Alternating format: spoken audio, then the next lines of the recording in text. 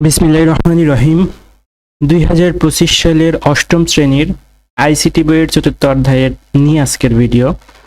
আমি আজকের ভিডিওটিতে চতুর্থ অধ্যায়ের বোর্ড বই থেকে কিভাবে পড়তে হয় বা কোন জিনিসগুলো সবচেয়ে গুরুত্বপূর্ণ সেই বিষয়গুলো দেখানোর চেষ্টা করব। এটি 2025 সালের অষ্টম শ্রেণীর আইসিটির চতুর্থ অধ্যায়। চতুর্থ অধ্যায়ের নাম স্প্রেডশিটের ব্যবহার। এই অধ্যায় থেকে আমরা যে সকল বিষয়গুলো জানতে পারবো, তথ্য ও যোগাযোগ প্রযুক্তি এবং স্প্রেডশিটের মধ্যে সম্পর্ক ব্যাখ্যা করতে পারবো, স্প্রেডশিট সফটওয়্যার ব্যবহারের ক্ষেত্রে ক্ষেত্র চিহ্নিত করতে পারবো, স্প্রেডশিট সফটওয়্যার ব্যবহারের উদ্দেশ্য ব্যাখ্যা করতে পারবো এবং স্প্রেডশিট সফটওয়্যার ব্যবহারের কৌশল বর্ণনা করতে পারবো। এখানে মূলত বেসিক যেই জ্ঞান সেই জ্ঞানগুলোই দেওয়া হবে, কারণ অষ্টম শ্রেণীর ছাত্রছাত্রীদের জন্য এখানে অনেক বেশি বিস্তর আলোচনা করা হবে না। মানে যতটুকু না জানলেই নয়, ততটুকুই জানানো হবে। যদিও এই বিষয়টি অনেক গুরুত্বপূর্ণ, আমরা যেটাকে মাইক্রোসফট এক্সেল বলে থাকি। তো এখানে স্প্রেডশিট মানবজাতির আদিকাল থেকে মানুষকে বিভিন্ন হিসেব রাখতে হতো, কখনো পাথরে, কখনো গাছের বাকলে, কিংবা বিভিন্ন প্রকার চিহ্ন দিয়ে মানুষ হিসেব রাখার চেষ্টা করত। এই চেষ্টা থেকেই মানুষ আবিষ্কার করে অ্যাবাকাস। এখন থেকে 50 বছর আগে মানুষের কাছে কাগজ কলমই ছিল হিসেব নিকাশ ও সংরক্ষণের প্রধান উপায়। এখান থেকে একটি ছোট প্রশ্ন হতে পারে, এখন থেকে কত বছর আগে উপায় ছিল এত, অথবা 50 বছর আগে মানুষ কিভাবে হিসেব করত? দুই ধরনের প্রশ্নই হতে পারে এবং দুই ধরনের উত্তরই এখানে আছে। প্রযুক্তিগত বিকাশে ক্যালকুলেটরের আবিষ্কার মানুষকে হিসাবের ক্ষেত্রে কিছুটা স্বস্তি দেয়, তবুও জটিল ও দীর্ঘ হিসাবের সমস্যা থেকেই যায়। এই সকল সমস্যা নিরসনে হয় কম্পিউটার আবিষ্কারের পর, অর্থাৎ স্প্রেডশিটের ধারণা তৈরি হয়। স্প্রেডশিটের অবৈধানিক অর্থ হলো ছড়ানো বড় মাপের কাগজ। স্প্রেডশিটের অবৈধানিক অর্থ, এখান থেকে আমরা এই প্রশ্নটির উত্তর নিতে পারবো। ব্যবসায়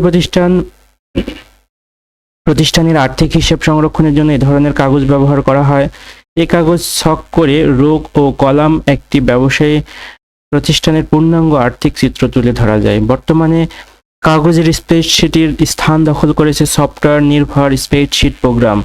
এর ফলে নানা কাজে স্প্রেডশিটের ব্যবহার জনপ্রিয় হয়ে উঠেছে। 70 দশকের শেষের দিকে অ্যাপল কোম্পানি সর্বপ্রথম ভিসিক্যাল স্প্রেডশিট সফটওয়্যার উদ্ভাবন করেন, অর্থাৎ অ্যাপল কোম্পানির স্প্রেডশিট সফটওয়্যারের নাম ভিসিক্যাল। পরবর্তীকালে Microsoft Excel, open office calc KSpread নামে স্প্রেডশিট সফটওয়্যার উদ্ভাবিত হয়। বর্তমানে বহুল ব্যবহৃত ও জনপ্রিয় স্প্রেডশিট সফটওয়্যার হলো মাইক্রোসফট কোম্পানির এক্সেল। বর্তমানে বহুল জনপ্রিয় এটার নামটা আমাদের অবশ্যই মনে রাখতে হবে ছোট প্রশ্নের জন্য বা এমসিকিউ এর জন্য। স্প্রেডশিট প্রোগ্রাম কি? স্প্রেডশিট হলো এক ধরনের অ্যাপ্লিকেশন প্রোগ্রাম। এটিকে কখনো কখনো ওয়ার্কবুকও বলা হয়, অর্থাৎ স্প্রেডশিটকে কখনো কখনো কি বলা হয়, এই প্রশ্নটি এখানে আছে। একটি রেজিস্টার খাতায় যেমন অনেকগুলো পৃষ্ঠা থাকে, তেমনি একটি ওয়ার্কবুকে অনেকগুলো ওয়ার্কশিট থাকে। এক একটা ওয়ার্কশিটে বহু সংখ্যক সারি ও কলাম থাকে। এটি দেখতে নিচেরটা চিত্রের মতো। এখানে এগুলোকে কলাম, এগুলোকে সারি বলা হয়। 1 2 3 এগুলোকে সারি বলা হয়। এখানে সুন্দর করে দেওয়া রয়েছে। রো এবং কলাম সম্পর্কে আমরা জানি, এবং ছোট ছোট যেই ঘর, সেই ঘরগুলোকে কি বলা হয় এখানে জানা যাচ্ছে। ছোট ছোট ঘরগুলোকে সেল বলা হয়। তথ্য ও যোগাযোগ প্রযুক্তি এবং স্প্রেডশিট। বর্তমান যুগ হলো তথ্য প্রযুক্তির যুগ। এই যুগে তথ্য প্রক্রিয়াকরণ একটি গুরুত্বপূর্ণ কাজ। বিভিন্ন প্রকার ব্যবসায়িক কাজে এবং যে কোনো গবেষণায় প্রাপ্ত উপাত্তকে বোধগম্যভাবে উপস্থাপনের জন্য উপাত্তগুলোকে বিশ্লেষণ করতে হয়। স্প্রেডশিট প্রোগ্রামের সাহায্যে এ ধরনের বিশ্লেষণের প্রাথমিক কাজগুলো সহজে সম্পাদন করা যায়। তার পরবর্তীতে আছে স্প্রেডশিট প্রোগ্রামে একটি ওয়ার্কশিটে সব ধরনের উপাত্ত প্রবেশ করানো যায়, ফলে যে কোনো ধরনের উপাত্ত অল্প সময়ে সম্পাদনা করা, হিসাব করা, বিশ্লেষণ করা এবং প্রতিবেদন তৈরি করার কাজ স্প্রেডশিট প্রোগ্রামের মাধ্যমে করা যায়। স্প্রেডশিট সফটওয়্যার ব্যবহারের উদ্দেশ্য। আমরা এখানে 3টি ঘটনা দেখতে পাই ব্যবহারের উদ্দেশ্য সম্পর্কে। যেমন, নতুন করে উচ্চ বিদ্যালয়ে সাময়িক পরীক্ষার ফলাফল প্রস্তুত করার জন্য একটি বড় রেজিস্টার খাতা ব্যবহার করা হতো। শিক্ষকগণ বিভিন্ন বিষয়ে প্রাপ্ত নম্বর ও সে রেজিস্টারে লিপিবদ্ধ করতেন এবং সবগুলো বিষয়ভিত্তিক গ্রেড পয়েন্ট বের করে জিপিএ নির্ণয় করা হতো। কিন্তু এ প্রক্রিয়ায় তাদের অনেক ভুল হতো এবং পরে তা আবার সংশোধন করতে হতো। ফলাফলের পুরো প্রক্রিয়াটি সম্পূর্ণ করতে হয় তাদের কয়েক দিন সময় লেগে যেত। ঘটনা 2 হচ্ছে, SR এন্টারপ্রাইজ একটি রড সিমেন্টের ব্যবসা প্রতিষ্ঠান। প্রতিদিন তাদের অনেক লেনদেন হয়, এর কিছু নগদ এবং কিছু বাকিতে লেনদেন। ক্যাশ বইয়ে এর হিসাব রাখতে ক্যাশিয়ারকে অনেক হিমশিম খেতে হয়। আবার 3 নম্বর হচ্ছে, মিস্টার সুমন সবসময় আয়ের সাথে সঙ্গতি রেখে সংসার চালানোর জন্য চেষ্টা করেন। এই জন্য তিনি একটি ডায়েরিতে আয় ব্যয়ের হিসেব রাখার চেষ্টা করেন। মাঝে মাঝে তিনি হিসেব গড়মিল করে ফেলেন। এই 3টি ক্ষেত্রে আমরা স্প্রেডশিটের মাধ্যমে সমাধান করতে পারি। তারপরে রয়েছে পার্ট 23 থেকে 43 স্প্রেডশিট সফটওয়্যার ব্যবহারের কৌশল। তোমরা পূর্ববর্তী শ্রেণীতে ওয়ার্ড প্রসেসিং সফটওয়্যার খোলার কৌশল শিখেছে। স্প্রেডশিট সফটওয়্যার খোলার কৌশলও একই রকম প্রায়।